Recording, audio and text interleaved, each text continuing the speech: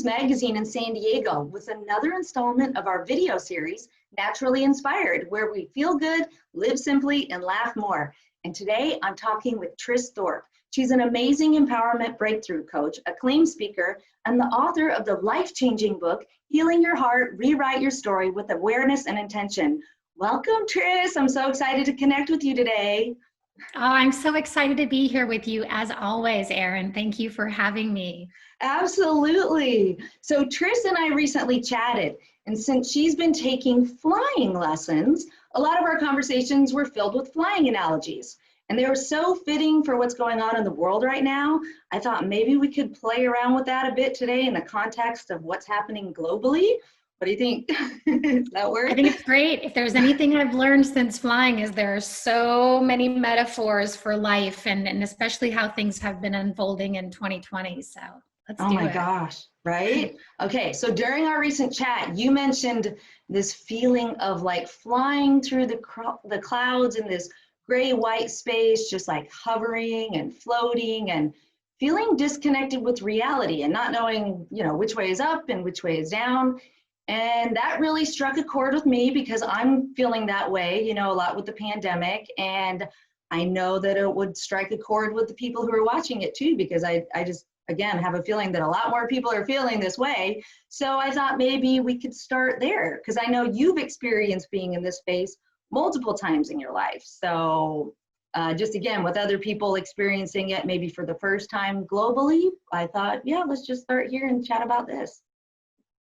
Yeah, it's such a great analogy. I think that with COVID hitting earlier this year and really there was such a shock factor to it, right? Like all of a sudden, right, we're being told to stay home and we can't go anywhere and we're living in this kind of space of fear and our children are home and we're having to really rearrange the way we live life because the structures that we've all become accustomed to for our entire lives are now completely shut down. Everything's on hold and we're just not sure. We're not sure what's happening or how long we're going to be in this space. Mm-hmm. And it's been a very disruptive time. I think out of the gate, it was just like, what do we do? Right? Yes. What do we do when the normalcy of our day-to-day living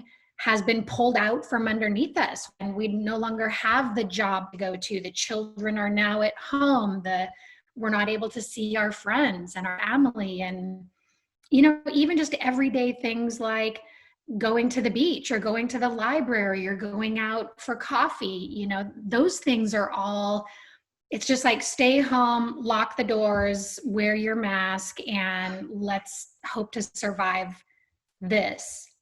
Yeah. And, I think that as it's unfolded over the last several months, we as humans sort of acclimated to it as being the new norm. Mm-hmm. And then things started to kind of lighten up and loosen up a bit. And we sort of started to come back to maybe a little bit of the normalcy.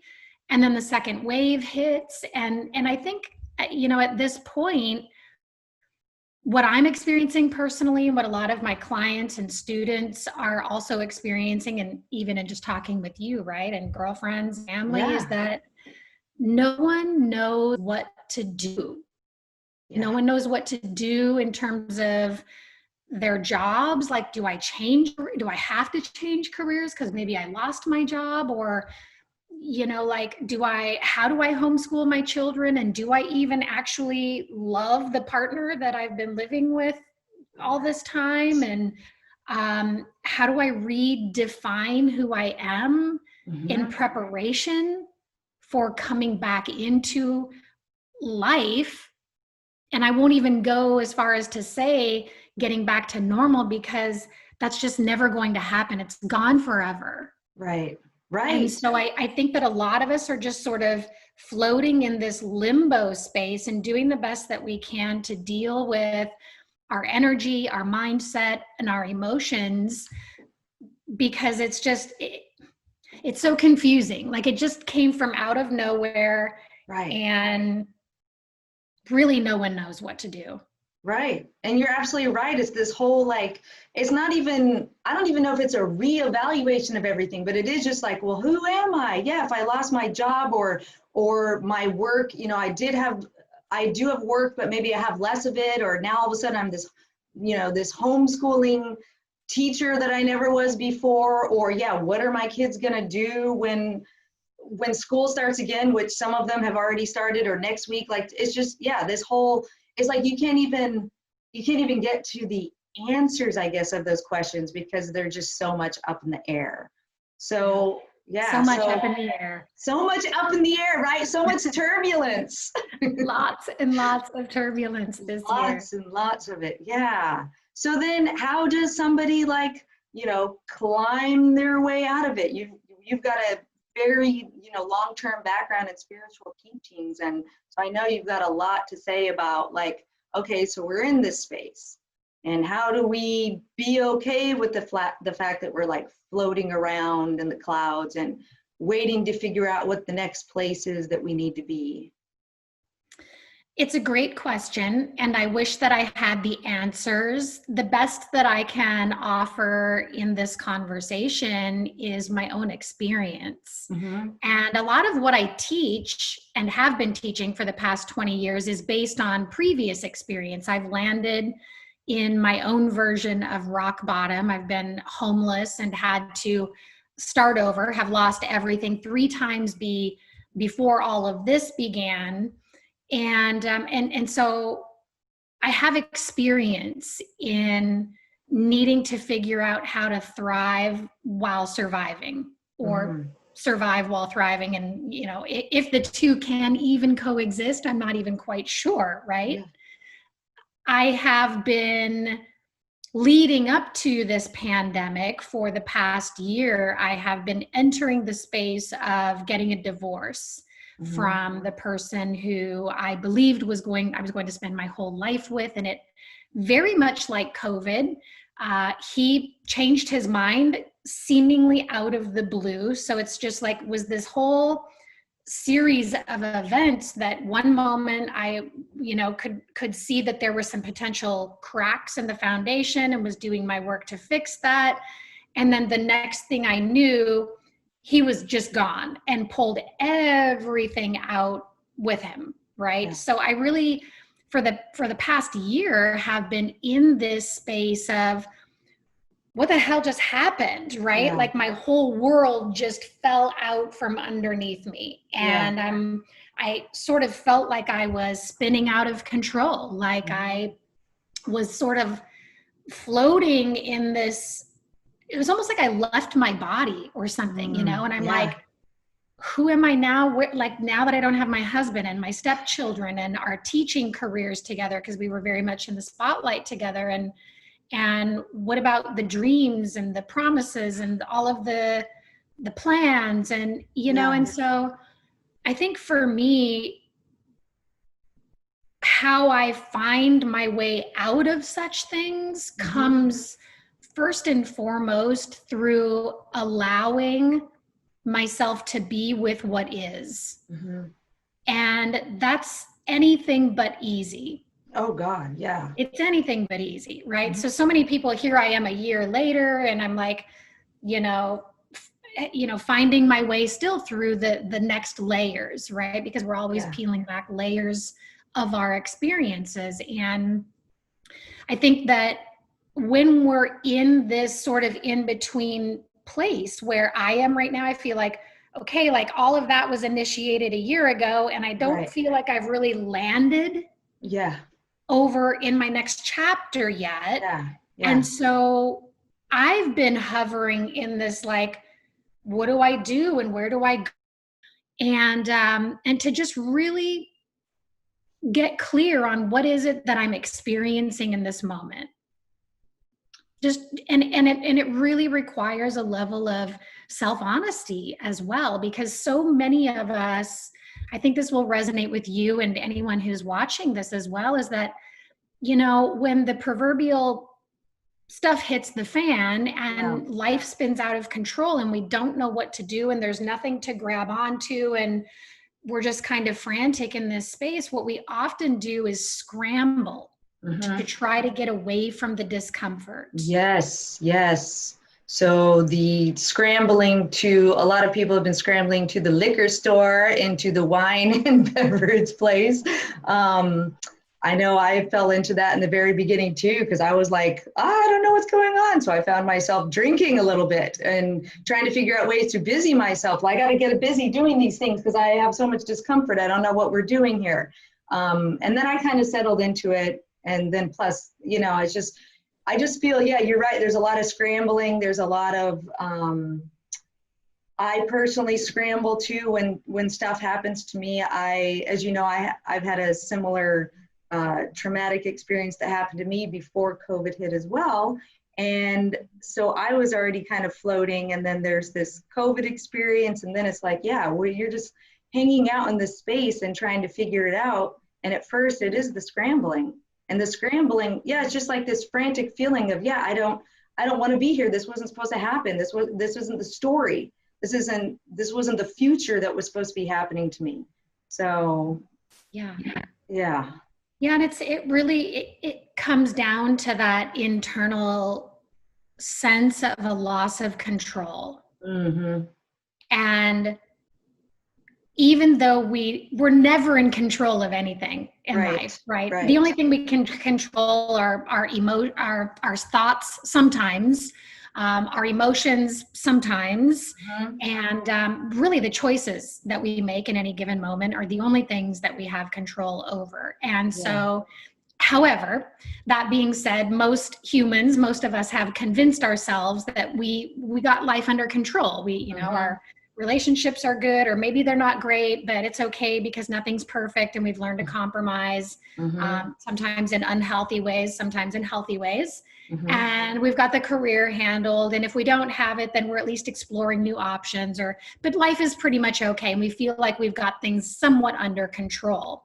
And so whenever an event occurs, or several events occur, and we're reminded basically that we're not in control of anything. And so that's terrifying. Yeah. That's terrifying to us. And so in part, that scrambling, first and foremost, is like, I got to get out of my head, or I've got to clear my mind, or I've got to like manage this upset that I'm feeling internally first and foremost. So my gosh.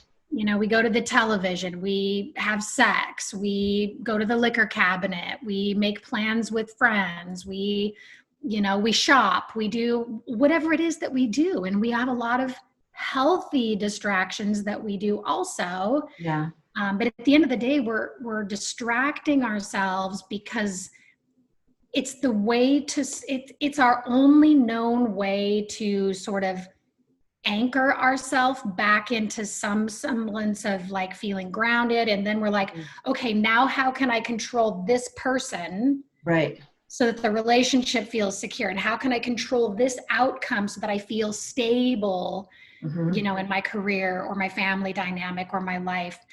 And so it's really that sense of a loss of control that gets us to that point that we're spinning. And honestly, Erin, last fall, I just discovered everything had been ripped away. Yes. Like there was nothing for me to cling to. There wasn't a career or a person or a home or a group of friends, or, everything had been disassembled. And so I had no choice in those months to do anything other than to just arms wide open and free fall and just be like, okay, God, spirit, universe, whoever, whatever that is out there, and that is that force, like, I accept that this is all happening. Right. I surrender to the process. And I remember going through several months of a very frightening time where I knew that I needed to die a version of myself before the new me could come in. Yeah. And then it got me to thinking about the cycles of creation, transformation, and completion, right? The cycles of nature and how everything has its season, and how spring doesn't begin until winter is done with her thing, you know? Right, right. And so it's just like allowing myself to relinquish this notion that I have control, like let go of the human. Yeah. And just free fall.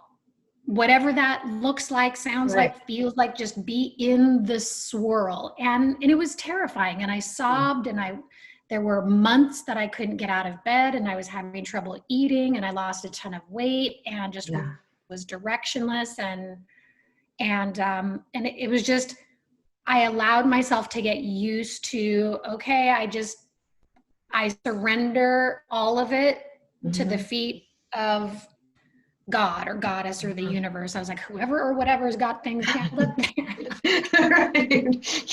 Okay, take it all, you know? Like, that's all I can do.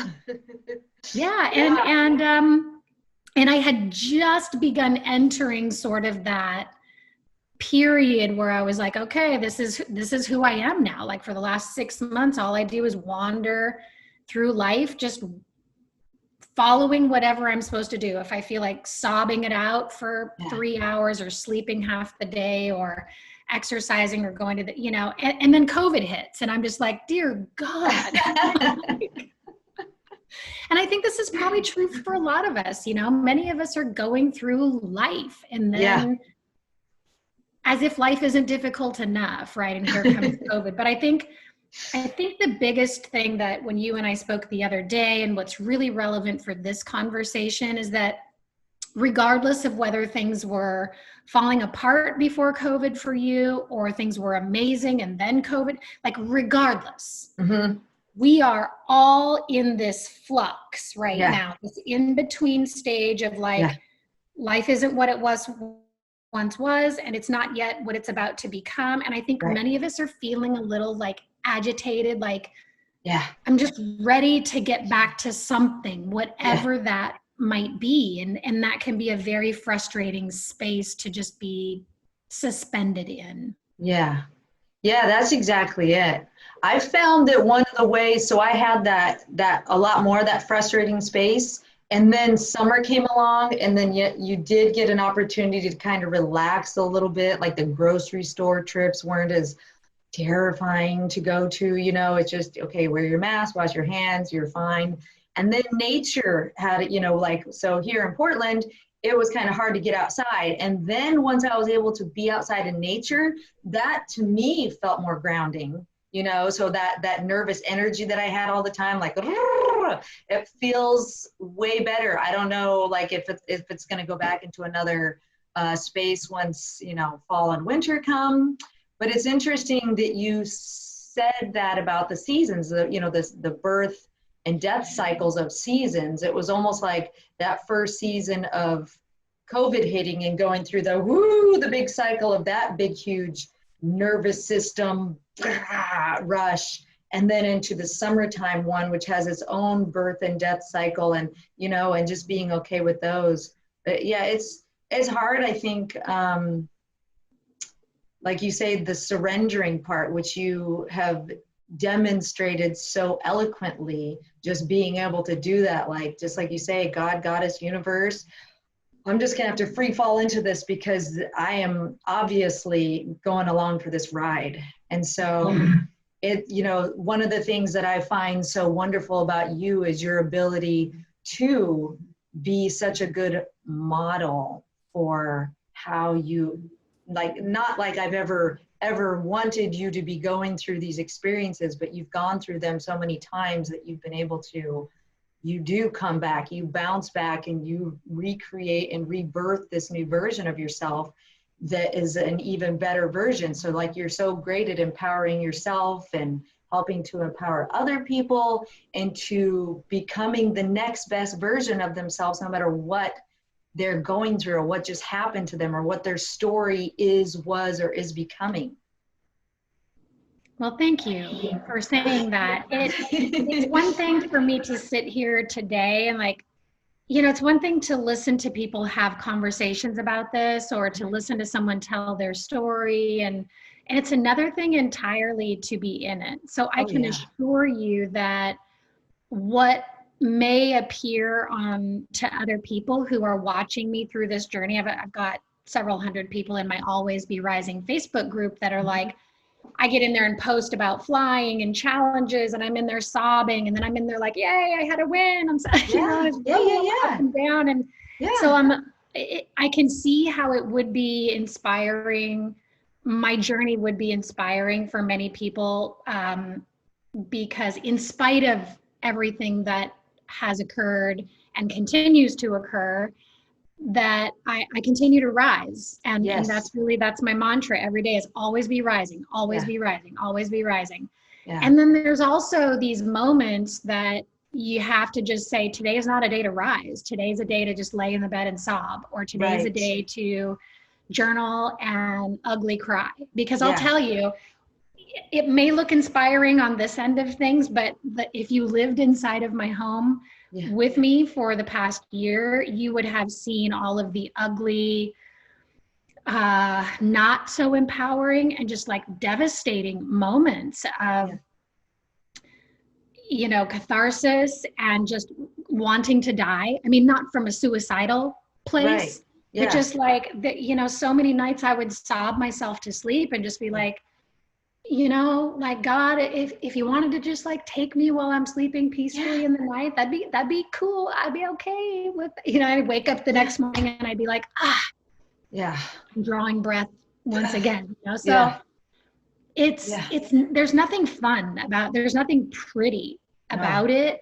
And I think that had that season of my life and had this whole COVID pandemic for many of us watching this right now, had it not been so like brutally, like in many ways, a lot of us have been kind of gutted. Like so much has been carved out of our lives as a result. And so we're just like, I think for so many of us, we're just like, yes. And it's in those moments when it's just minor things here and there, or just like one big thing, we can still sort of reach outward and try to like control things.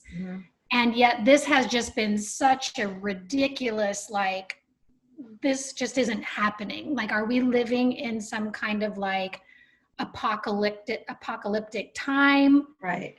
Like, am I dreaming all of this? And so it's so massive that we've had no choice but to just hang back and allow this whole thing to unfold.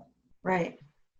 And I think being forced into that, I think is so awesome.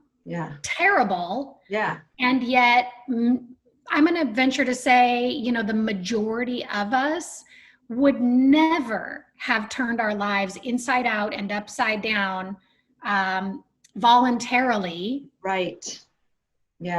In order to grow into what we need to grow into and let go of the things that we've been BSing ourselves about for all these years. Well, that's exactly it, because we're very, very good at BSing ourselves. I know I am very, very good at that, And so, it's just one of those things where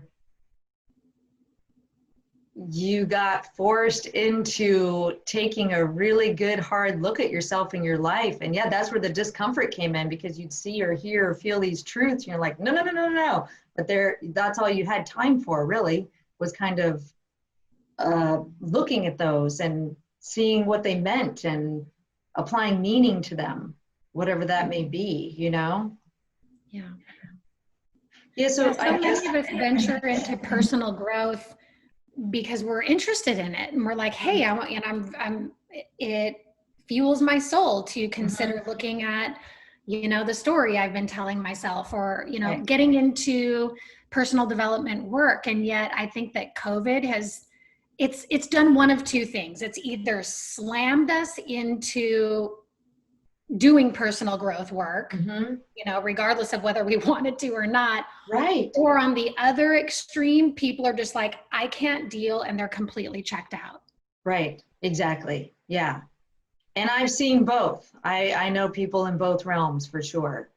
Yeah, and people who maybe started out checking out and then checking back in, because like, how long can you stay checked out for, you know, or vice versa. Versa. Right? Vice versa, like the people who at the beginning of COVID were like, great, I'm going to take this as an opportunity. And then here we are 6 months later, still in it. And people are just like, oh, where does it end? You know, like, why does it matter if I wash my hair because I can't leave the house? Or why does it matter if I'm wearing the same sweats that I've been wearing for a week? Because, you know, it sort of starts to like knock us down a bit, and we become complacent and lazy. And then before we know it, that's just the new baseline. Right. It's become our new baseline, because we know that how you develop a habit is through time and repetition. Right. And we've had plenty of time during this time to develop some either really good habits or really bad ones. Yeah. So I think for me, aviation was like a big step that I knew I could take to, it was so many things for me. I knew that like getting into the sky and learning how to fly an airplane was going to, number one, it was going to get me out of my house. This is like back in like November. This is like, okay, that's right. Okay. And I started flying because I wanted to do something that scared me more than getting a divorce. So I was just like in that space of like, this isn't happening. And one of my dear girlfriends is a pilot. She owns her own plane. I've been begging her to fly with me. And she's like, just go take lessons. And so I was like, the next day I was flying, and I'm just like, this is going to get me out of the house. It's going to keep my mind off of the thing. Yes. And if any of you watching this know anything about aviation, you cannot, it's not even possible to be thinking about anything else while you're learning how to fly an airplane. There's just too many control inputs, too many instruments, too many variables that you have to be focusing on. So that for me, like I chose that as a way to like, something's got to be strong enough to pull me.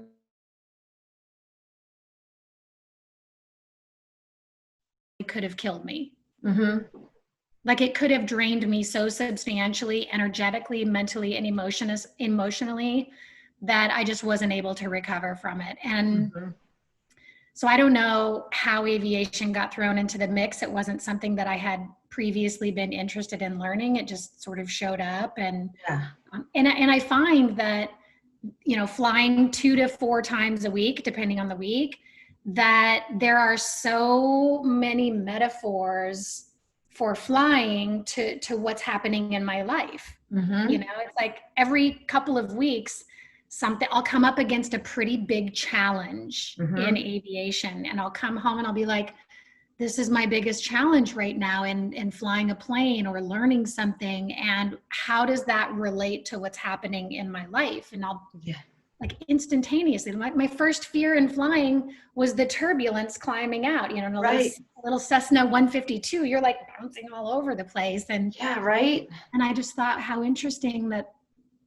I have so much internal turbulence occurring, and that turbulence is being reflected to me in my flight training. And so how can I overcome the fear of turbulence climbing out of the pattern from the airport? How can I overcome the internal turbulence as I climb out of this situation that has unfolded? And so many others. Well, you mentioned a few. One was it ground effects that you talked about, like that little. Tell me a little bit about that one and how that related to you. Oh yeah, so ground effects. So right now I'm working on landings, and I've had to overcome some pretty big stuff. I had to learn how to do power on stalls. Oh yeah, that too. Yes. Oh my God, the power on stalls and the steep turns had me. I was stuck on those for, I would say, 2 to 3 months, because power on stalls, you're climbing. Hang on, I'll show you a little demo. This will be cute. So So this is what I Oh, use in my perfect. ground lessons with my flight instructor from home. But in a power on stall, you basically have to pitch. So you're 4,500 feet up in the air, and you have to pitch the nose up, pitch, pitch, pitch, pitch, pitch. And at some point, there's not enough air going over the top of the wing. And so what happens is one of the wings will drop. And it's very drastic and sudden. And what happens if you don't know how to recover is that you'll be pitching up, a wing will drop, and your plane will start to do. Oh gosh. Yeah. And so, they teach how to get into a stall so that you can practice getting out of one. So seems very relevant, but I was stuck on that for a very long time, and I think it's pretty obvious why. I see that looks pretty obvious. Yeah, but what I had realized, is that the analogy for me is like, what does that represent, and why couldn't I deal with it, and why would I close my eyes and tighten up and grab my instructor's arm and just like, and it was like, wow, this is so representative of what occurred 6 or 7 months ago, where suddenly, I thought I was climbing the best life, that I'd ever created for myself. And just like, I was blissed out. And so, everything was great. And then all of a sudden, wing drop and nose down spin. And I just thought, okay, so from an unconscious or subconscious level, there's an aspect of me that's not allowing myself to move forward with this piece of my training because it's linked up to being terrified of losing control, losing everything that I love dear, and not knowing how to get out of it. Yeah. How? That's huge. That took a few months to get through. And honestly, it triggered a little bit of trauma at one point, because I kept trying to push myself through it, like keep doing it, I'll break through at some point, and it wasn't happening. And so anyway, it triggered some trauma. I did a little bit of trauma release work, and then 5 days later I was back in the airplane, and now I'm like, I love wing drops and nose down spins. I'm like, okay, bring it. Like, I know how to recover from that now. That's beautiful. Holy cow. My instructor's like, I think you love these a little bit too much.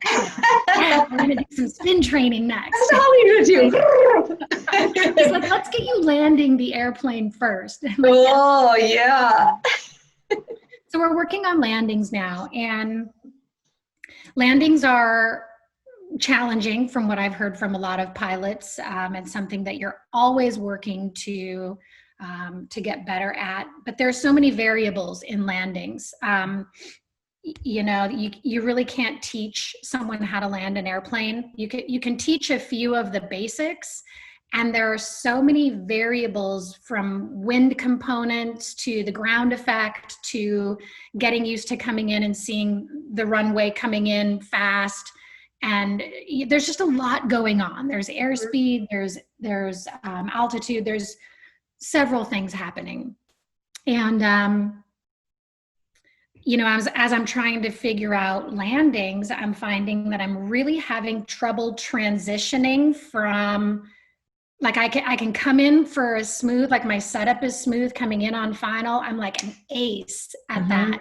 And it's those last kind of 10 feet where I need to touch down. And there's something called ground effect that is like, a certain number of feet above the ground, the air pressure changes, and that also shifts the way the aircraft responds. And so it's kind of like this invisible cushion that when you come in, it's like you have to kind of sense when you're in that ground effect and know how to manipulate the plane from a nose down attitude to level flight to a slight nose up, land on the main landing gear, touch the nose down gently, and then, but it's this invisible thing that you can't see. And that's the piece that can't be taught. Oh, wow. Yeah. And so I've just really been playing lately with this metaphor of like, I don't know how to land. Yeah. Like, and I had a little mini breakdown last week. So I don't know how to land. Yeah. And I just thought, oh my God, in life. Yeah. Like, a little teary right now. Like, I don't know how to land, like I've been in flux for so long. And kind of suspended in between worlds in that gray zone that I don't know how to land in life right now. And I think that that's also so relevant for many of us. Well, totally. And then what you're saying too is like, with there being so many variables with like you, like we'll go back to the flying and then how it relates to life, but there's so many variables. Like you said, I think you said there's like at least 27 different things that you need to be watching out for. And then even while you're watching out for those things, everything can change in the present moment. The wind could shift, all kinds of new things. So you could be sitting in the plane with the instructor right next to you, but he or she can't even exactly tell you how you're going to land because every moment something could change. And so therefore, just like you're saying, I don't know how to land, the things keep moving and changing and shifting. And so, yeah, it's kind of like mind-boggling. Yeah, it's terrifying. It's mind-blowing, terrifying, hanging around in that space and not even like having that instructor to be able to just tell you, here's what you need to do, because even that instructor can't tell you what to do, you know? Yeah, because they're gauging. You know, I remember flying with my CFI, this was like last week or maybe the week before, and I'm like, as we're coming in, I'm like, okay, like talk to me, Mark, you know, like talk to me, Goose. Yeah. Oh, nice. All right, so we are back. We had a little Wi-Fi issue on my behalf, so sorry about that. Tris, would you please continue chatting? You were right there with talking about Mark, your aviation instructor. Oh yeah, talk to me, Goose. Yeah. Little Top Gun reference there. Yeah, I think, you know, I'm just really, what my instructor has been sharing with me is like, I can teach you up to a certain point, and there's so many things about aviation that you're going to have to just feel into it in the moment based on what is occurring. And I really had a bit of a breakdown. In fact, we landed, went back inside, debriefed that day, and I actually started to cry. Which I was so embarrassed. It's like, I'm this tough girl, you know, but he's just like, don't worry about it. You know, it takes people a long time to figure out landings, and it's very common. And I realized after I left that I'm not crying because I need to hone my skills in landing.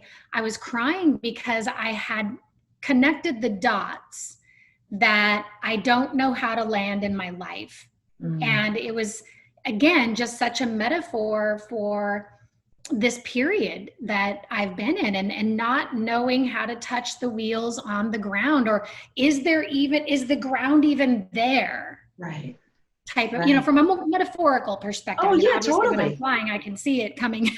And at the same time, I think that sort of living in that gray zone for so long, that has become many of our baseline, is that all we can do is wake up and take each day as it comes. And no one can teach us how to do this time in our lives. It's so no one knows how to teach us how to do this time in our lives. So what do we do then? Like, how do you navigate this? It's such an interesting question, because it's sort of like we're all in this unprecedented place in our lives where we've either known how to do something or known who to go to in order to be told how to do something, or there's always been someone in our lives who's either doing it and we can model it, or we can go to and ask about it. Right. And right now, everyone is just stretched. So I believe that what the universe or God or, you know, spirit, whatever that is for each of us, is really asking us to turn inward and really get to know ourselves, and ask ourselves the questions of, who am I, and what is important to me in career? What is important to me in my marriage? What is important to me in my family dynamic? What is important to me about being healthy or exploring personal growth or my connection with my culture, and getting to know what drives us, right? Because I think that we've been sheep for so long, doing the status quo, doing what society has deemed appropriate at the time. Mm-hmm. And if we're honest with ourselves, we can see like all of those structures that were in place for so long are no longer relevant. So no one has the answers. It's up to each one of us to find those answers. And how do we do that?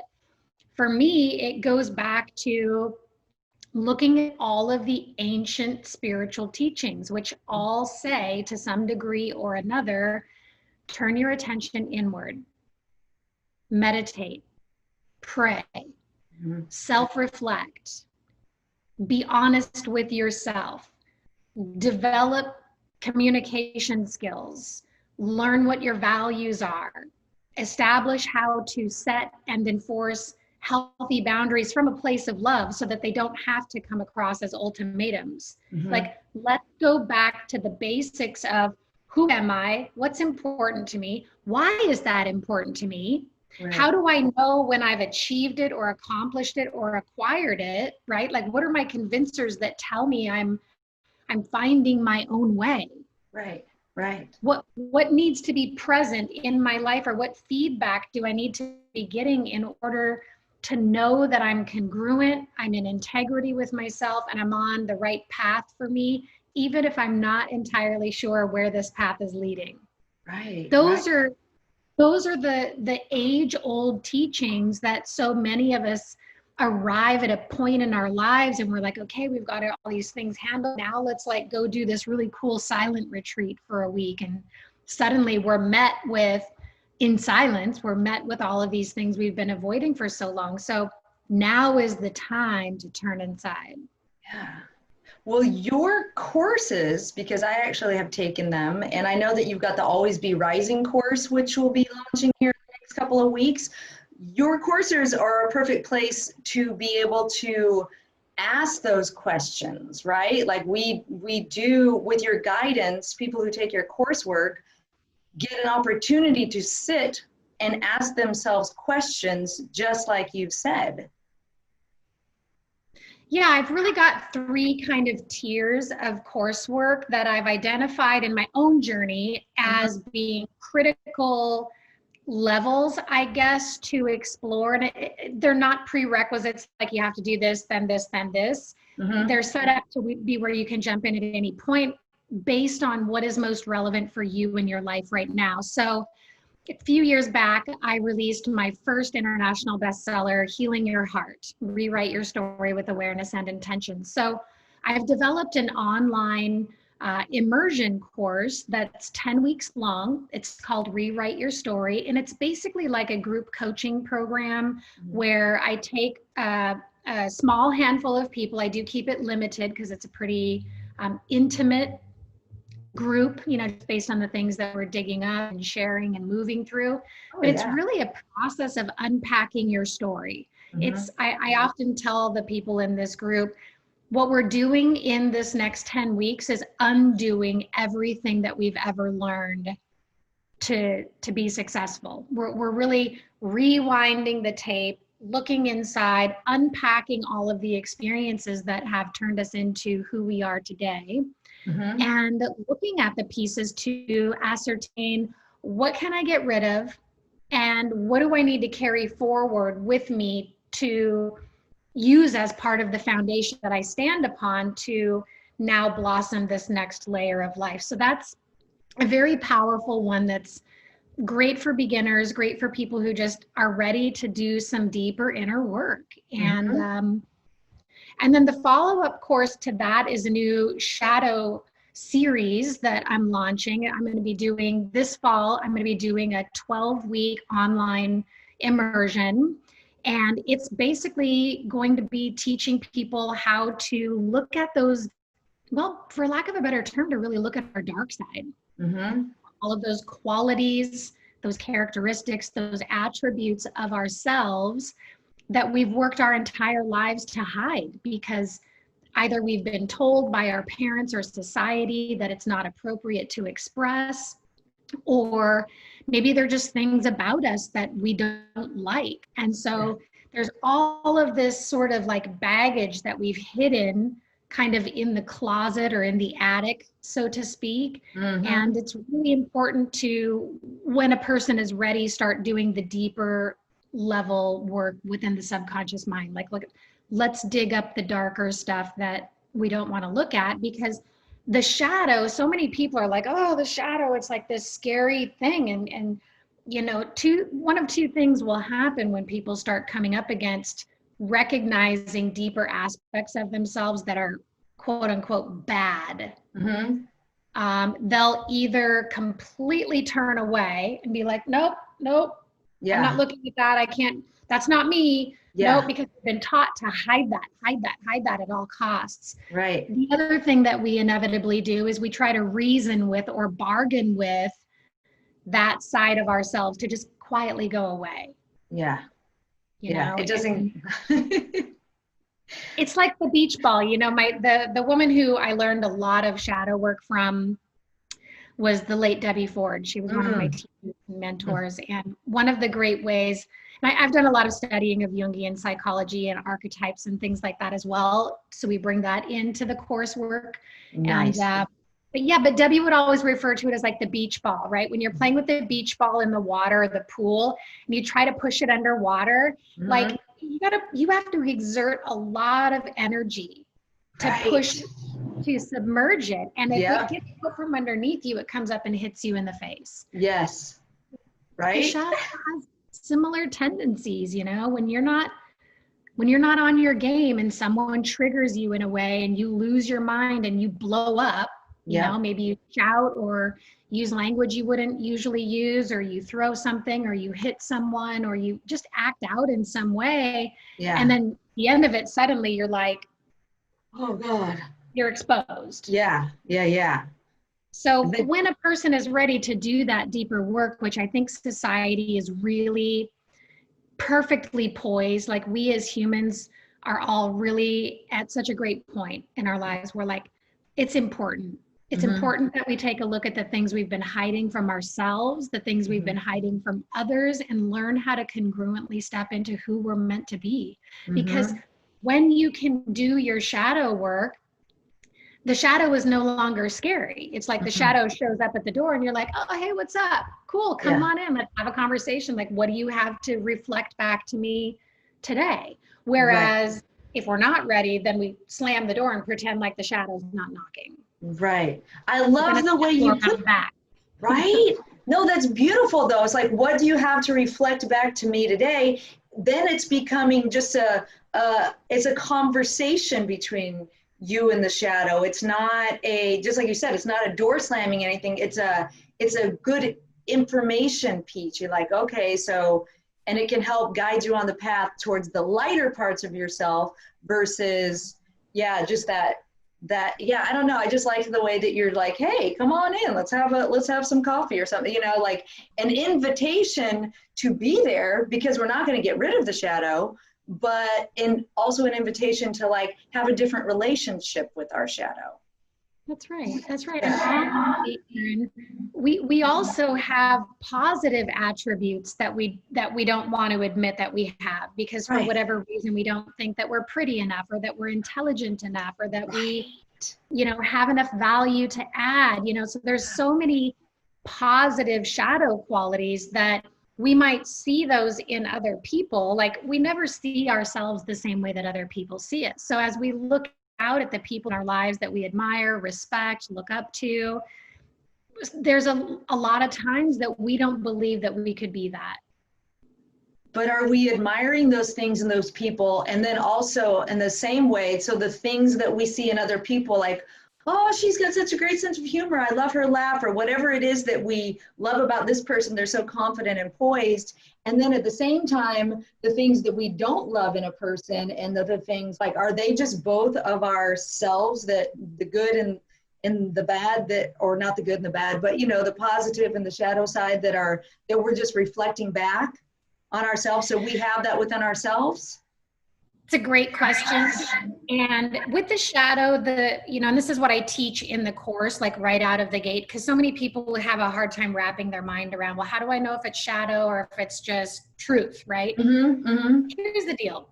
It's a shadow, it's a problem or it's an issue whenever you feel triggered by the qualities or characteristics or attributes. So if I'm looking at someone that I admire and I'm like, oh my gosh, that person is so great. And like, and it starts to trigger like my sadness or my fear or my regret, or like, I could never be that. I could never do that, and it causes me to just really get down on myself and feel small and want to like hide away and pull back. Then that's going to be, I'm struggling with the lighter qualities that I need to own in my life, that I need to learn how to nurture those pieces of myself. And so that's a shadow. Now, and the same with the dark shadow qualities. If you see something that you absolutely loathe in another person, if it triggers you and gets you all worked up, then you have your own work to do around it. Right. If you can see something happening, whether it's politics or things that are happening in a lot of the societal movements right now, if you can look out at something and not share the same viewpoint or opinion, right, and at the same time not be completely triggered by it, like, that's happening, that's unfortunate, but yet you're not all worked up about it, then chances are you don't have any shadow issues to deal with around it. Yeah. And it's we get into that a lot in the course, because the first few weeks of the course are really helping people to identify, hey, what's a shadow issue and what is just that doesn't resonate with me, and therefore I'm not going to accept that as something that I want in my life, right? Sometimes we need to be very protective of the people we allow into our lives or the situations or circumstances we put ourselves in. Right. And so there can be fine lines, like, is this a shadow issue? Or is this me just being very congruent with, that just doesn't work for me. And I appreciate that that's your point of view. That's your model of the world. And I respect it. And it's just not for me. So, we can't. Right. Right. So that's it's a really great course. And I sort of love that we're in this pandemic right now, because I love doing this coursework live in person because of the depth of exercises that we can be doing. However, what online learning affords us is, number one, we save a ton of money. Number two, we can kind of do it at our own pace. And number three, there's time in between sessions for you to really journal or self-reflect or do the exercises and allow some time to integrate and be with the information that's coming through, so that then you move into the next segment or the next piece or the next exercise, and you've had that time to kind of integrate it. So well, I can certainly. Oh my gosh. I can vouch for the fact that that doing your coursework is amazing. Like, I love the way that you present information. As you know, well, viewers don't know yet, but one of my favorite terms for you is just eloquent, the way that you present information and ideas and impart them. And I just feel like you're just such an eloquent speaker and presenter of your ideas that it's just a pleasure to take your course, or courses, whatever courses they're going to sign up for, all of them, even, just your meditation, smaller ones, not the whole courses, but just anything on your website that has you presenting it all. I'm a fan. I love it, and I think you did the Always Be Rising course, if I remember correct. No, you did the Boundaries Master. Yeah, I did the Boundaries, which I loved. Yes. Yeah. So the Always Be Rising online course, that's 8 weeks of more tangible, everyday things that we need to be utilizing, right? That course is teaching you how to navigate your emotions in the moment, like when shift happens and you're like, how do I keep from like having that moment where I explode live myself and regret something. But it teaches you also, I go through a couple different segments on values. So how to know what your values are in the different areas of your life, so that Yes. you can make decisions that are in alignment with who you truly are. Right. And then we begin to explore now the conscious communication piece. Like, how do you ask for what you need? How do you consciously express yourself so that the other players in your world, or the people in your world, understand your position and you understand theirs? And we do a Yeah. lot of work around boundaries, the several different layers of boundaries. And then I teach some stuff around self-sabotage and how to create that pattern interrupt to knock it off. Yeah, So right? that course is more like everyday, like, I need help navigating the people in my world and my life. That's about Yeah. Oh my gosh, that's perfect. And then you, when that one is a perfect complement though to the shadow work if you really wanted to do the deep dive. it. Like really, yeah. All three of these courses really dovetail nicely into one another. Mhm. And it's the work that we need to do as humans if we expect to up level. There's so much out there in personal growth that's more like mentally focused, like goal setting and things like that. And Yeah. as we get a little older, or as we begin to really explore ourselves more deeply, coming back to working with the emotional body, all the spiritual teachings say that the heart is the spiritual doorway to the soul. And so those deeper things, we can change things in our mindset and we can go after these goals. But if you don't know why you're going after the goal, if you don't know how Right. to identify your values and what's important to you and why that's important to you, Yeah. and that's not linked up Right. to the greater vision of who you're wanting to become, and it's specifically standing on the foundation of where you've been in the past, there's just so much that can be missed out on if we're only up here in the mental realm of goal setting. We need to clean out the debris, clean out the attic. Yeah. Yeah, totally. Absolutely.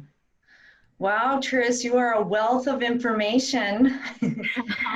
I could go on forever. I know it's like, we need to cut the time, but we should maybe circle back at some point and have a conversation about shadow where we Oh, really just yeah. have time to go into that a little bit more.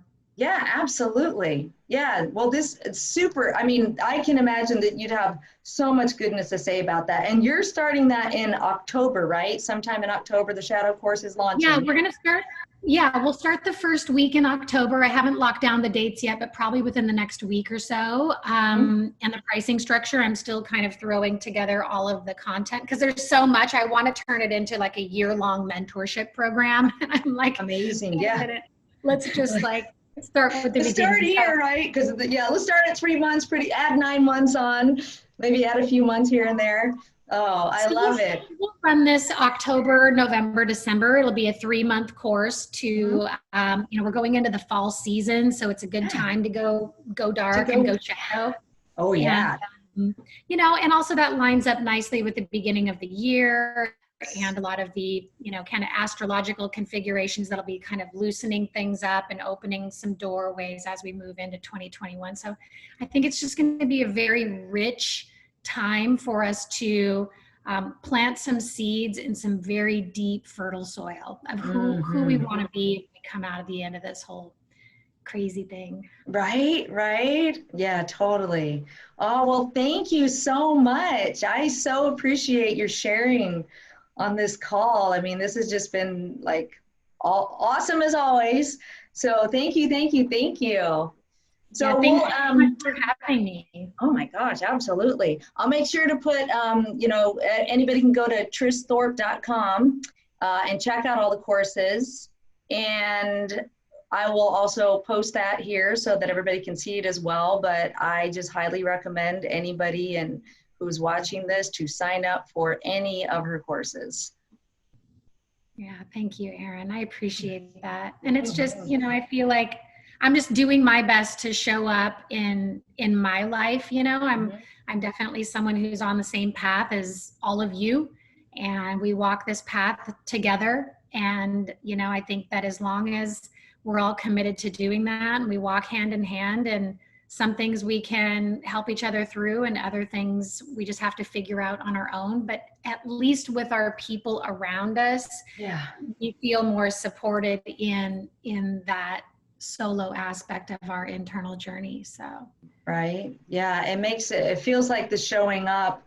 I think that's part of the inspiring part too, is because how you're so inspiring is because of the way you so authentically show up in your life, you know, all ranges of Tris, you know, no matter what you're going through, you're always showing up, and you're creating such a good example for everybody else about how to show up. It's not always going to be fun. Just like you said earlier, there's going to be some ugly crying involved at times, you know, and all kinds of stuff, but it's the showing up.